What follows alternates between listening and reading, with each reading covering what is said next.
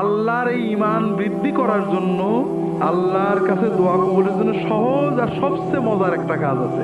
সেটা হলো অজু থাক না থাক, গোসল থাক না থাক, মাথায় কাপড় থাক না থাক, রান্নাঘরে থাকেন, মাছ করতে থাকেন, রিক্সা চালাতে থাকেন, দুটো কাজ করবেন। একটা হলো আল্লাহর জিকির করবেন, দরুদ পড়বেন, আর একটা হলো দোয়া করবেন। দোয়া মানে হাত তুলতে জরুরি না। যখন কোনো মুসলমান নারী অথবা পুরুষ হাত উঠাক অথবা না উঠাক, মাছ কোটে, রিক্সা ধরে আছে, অজু থাক অথবা না থাক, মাথায় কাপড় থাক অথবা না থাক, যখন আল্লাহর সাথে কথা বলে, আল্লাহ আমার এইটা দাও, আল্লাহ আমার সেইটা দাও, যতক্ষণ কথা বলে ততক্ষণ একটা ফরজ ইবাদত করার মতো একটা ইবাদতের সওয়াব তার আমলনামায় লেখা হবে। 2 নম্বর লাভ হলো, এই যে দোয়া করছেন, আল্লাহ কোনো দোয়া ব্যর্থ করেন না।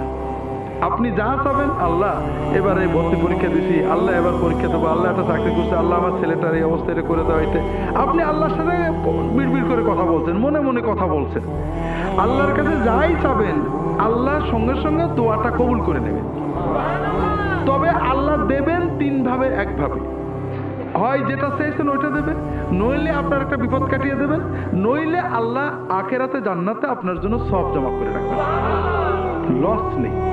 3 নম্বর, যতক্ষণ আল্লাহর সাথে কথা বলবেন মনটা ভালো লাগবে। কথা কি বুঝতে পেরেছেন?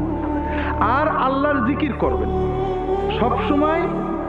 জিকির, দোয়া, দরুদ শরীফ পড়ার জন্য অজু করা জরুরি না, গোসল করা জরুরি না, টুপি মাথায় দেওয়া জরুরি না, মেয়েদের মাথায় কাপড় দেওয়া জরুরি না, পাকসা পাওয়া জরুরি না। এগুলো সকল অবস্থায় করা যায়। কথা বুঝতে পেরেছেন? এতে ঈমান মজবুত হয়, আল্লাহর দিকে মন যায়, দোয়া কবুল হওয়ার মতো পরিবেশ তৈরি হয়। কথা কি বুঝতে পেরেছেন? কাজেই প্রত্যেকেই নিজের মতো দোয়া করবেন, সবসময় দোয়া করবেন। আল্লাহর কাছে চাইতে কৃপণতা করবেন না, আল্লাহ চাইলে দেন।